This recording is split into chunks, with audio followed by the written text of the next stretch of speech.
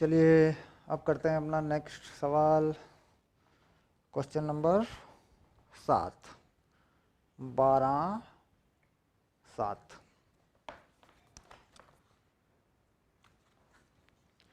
चलिए अब देखते हैं। एक वाष्प इंजन अपने बॉयलर से प्रति मिनट इतनी ऊर्जा प्रदान करता है। ठीक, जो प्रति मिनट इतना कार्य करता है, इंजन की दक्षता क्या है? तो ली गई ऊष्मा, यानी जो ऊष्मा है या ऊर्जा है वह कितनी है वह मालूम है, और कितना काम करती है ये भी मालूम है। तो कहता है इसकी दक्षता क्या होगी, प्रतिशत में निकालें या बिना प्रतिशत के निकालें। तो प्रतिशत में लिखना है तो 100 से गुणा कर देंगे।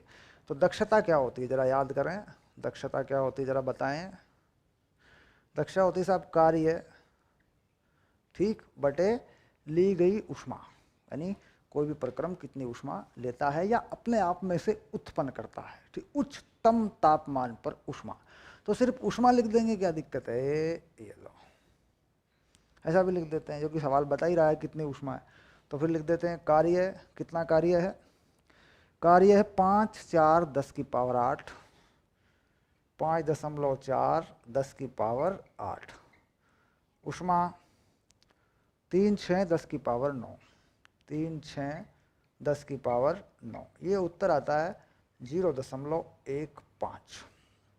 ठीक, अब लिख देते हैं प्रतिशत दक्षता, एफिशिएंसी परसेंट। दक्षता का प्रतिशत लगाया तो 100 से गुणा कर देंगे, ये बन जाएगी 15%। ये उत्तर हो गया साहब।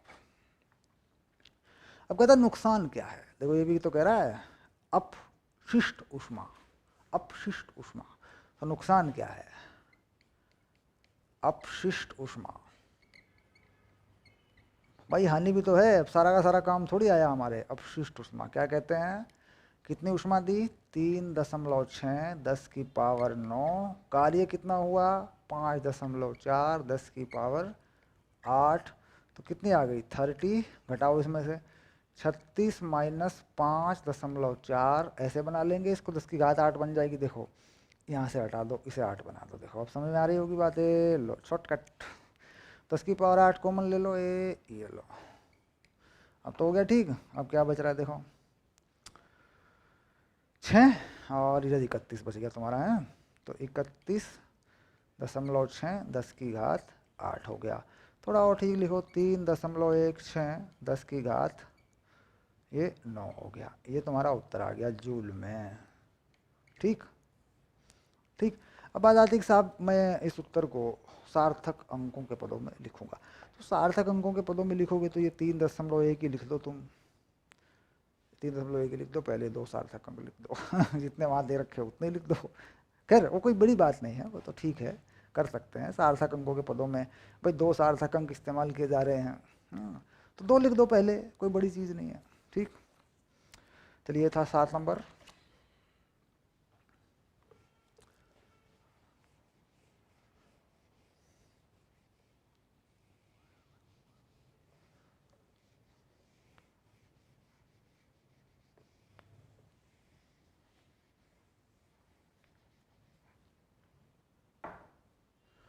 अब आया 12/8।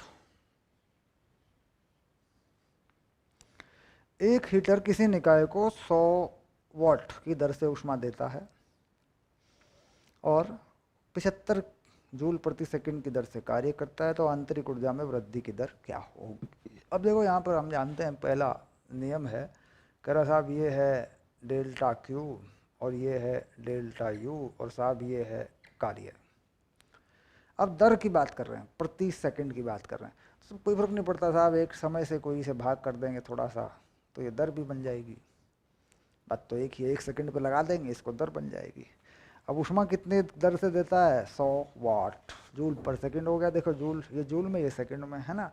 डेल्टा टी भी लिख देंगे, कोई बड़ी चीज़, ये भी लिख सकते हो ऐसा यूँ। ठीक, ये कितनी है? ये है 100, और ये कार्य यानी आंतरिक ऊर्जा परिवर्तन वो निकल जाएगा, delta U by delta T लिख दिया। और कार्य करता है साहब ये दर से कार्य करता है, ये 75 है ना। तो लो आ गया तुम्हारा delta U by delta T. आंतरिक ऊर्जा परिवर्तन की दर आ गई तुम्हारी 25, और जूल पर सेकंड। किसमें आई है ये? जूल प्रति सेकंड में। ठीक, बस इतना ही सवाल है, हो गई बात पूरी। आगे चलते हैं।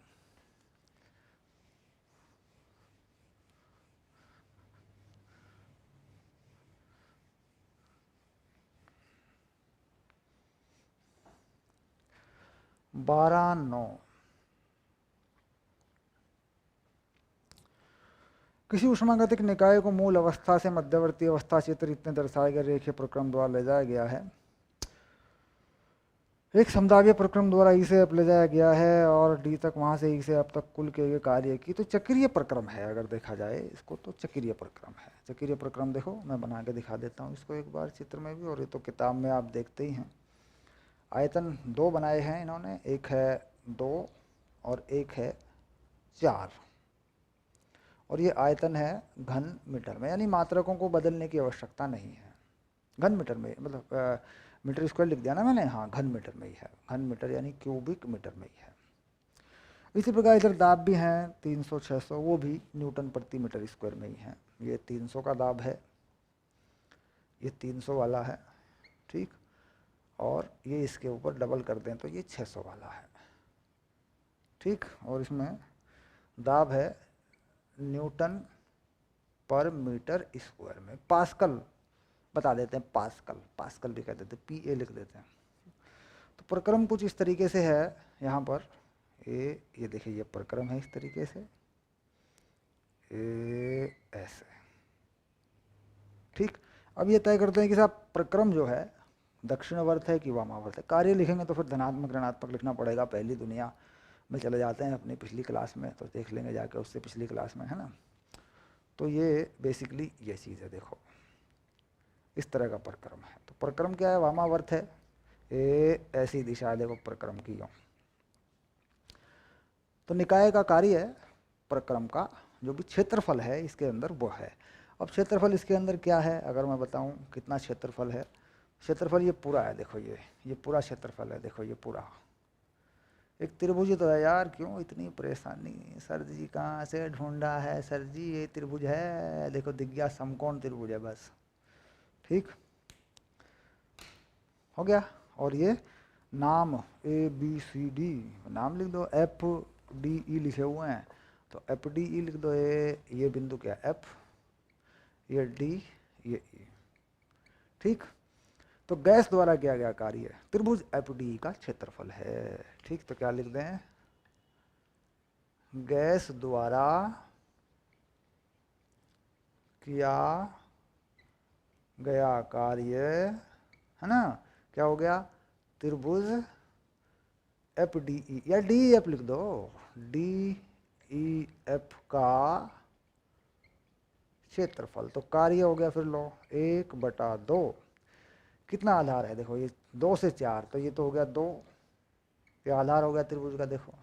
और ये 300 ही हो गया, लो ये आ गया, लो, ठीक, ठीक है। 2 से 5, 5 है, 300 यहाँ 5 पे गया है ना, तो वो गलती हो जाएगी हमसे। ये 5 पे गया है और ये 3 होगा, ऐसे लिखो, ठीक है, क्योंकि चित्र में हम गलती कर देंगे।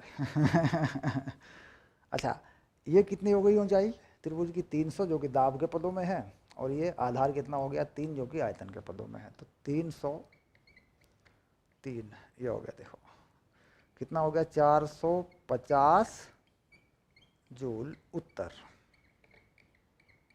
ठीक। बाकी चक्रीय प्रक्रमों में आंतरिक ऊर्जा में परिवर्तन, ये परिवर्तन, वो परिवर्तन, वो सब उस समय थोड़े बहुत मैंने बताए हैं, तो ज़्यादा ज़रूरत नहीं पड़ती इसमें, ठीक है। That is part of competition level पे ये चीज़ आती है, थोड़ा सा अलग अलग से भी प्रक्रमों के बारे में पूछा जाता है। और मैंने आपको एक चीज़ और बताई थी, चक्रीय प्रक्रम की दक्षता किसी की भी, वहाँ पे मैंने बताया था आपको चक्रीय प्रक्रम में, ठीक। तो यहाँ उसकी कोई ज़रूरत नहीं पड़ रही है, सिंपल सा सवाल है बस ये। चलिए थोड़ा आगे बढ़ते हैं और देखते हैं कि आगे जो है आखिरी नंबर पर क्या मामला है।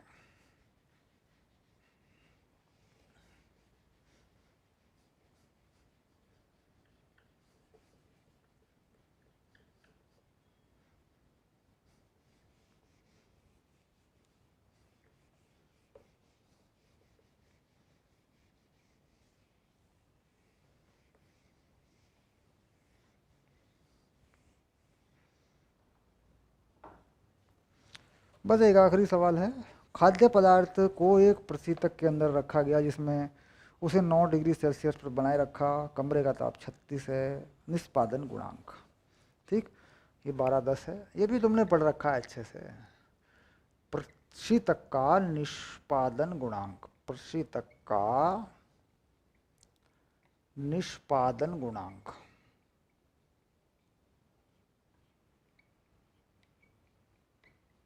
इसे तुम अल्फा कह रहे हो एनसीईआरटी की भाषा में। ठीक, क्या है ये है कम से कम तापमान यानी टी निम्न और टी उच्च माइनस टी निम्न, ऐसे तापमान के पदों में लिखा जाता है। ये बाकी ऊष्मा के पदों में भी लिखा जाता है, निम्न वाली ऊष्मा, उच्च वाली, निम्न वाली, है ना। तो ये टी निम्न कहते हैं 9 डिग्री सेल्सियस पर, तो 9 डिग्री सेल्सियस नहीं लगा करते, तुम जानते हो, इसमें 273 जोड़ लो। ठीक, तापमान का अंतर वही रहता है, केल्विन में हो चाहे डिग्री में। तो उच्च तापमान है 36 और कम है 9, तो उसे कर देते हैं 36 माइनस 9, तो ये हो गया देखो 282/27, ये आता है 10.44। ये हो गया तुम्हारा उत्तर। फिनिश। 10.4 लिख दो, कोई बड़ी चीज़ नहीं है। ठीक, सार्थक अंकों को लोगे 3 अंकों में लिखोगे, 10.4 लिख दो। ठीक, 9 और 3 12, 8 और 9 और 8 9 और 7 16 और 1 9 और 3 12, 8 2 2 2 2 2 2 2। ठीक, ये निष्पादन गुणांक, दैट इज नॉट परसेंट निष्पादन गुणांक, इसको 100 से गुणा नहीं करना, परसेंट नहीं होता इसका, ये निष्पादन गुणांक है। इसे बोलते हैं coefficient of performance, coefficient of performance. ठीक, ओके, अंग्रेजी में ये कहते हैं। तो कुल मिला के 10 के सवाल थे तुम्हारे, सिंपल सिंपल से सवाल थे, बड़े आसान आसान से, बड़े बढ़िया बढ़िया सवाल थे, जानकारी पर आधारित ये चैप्टर है। जेईई नीट सेक्शन में जाएंगे तो फिर इसको डिटेल में लेंगे, ग्राफ क्या होता है देखेंगे, बहुत सारी चीज़ें होती हैं आगे। फिर एनसीईआरटी एग्जाम्पलर को जोड़ेंगे वहाँ पे, थोड़ी उसकी उस पर भी थोड़ी सी रिसर्च करेंगे, सोचेंगे। बट एक चैप्टर छोटा है, ख़त्म हो गया आपका। Okay, best of luck, bye.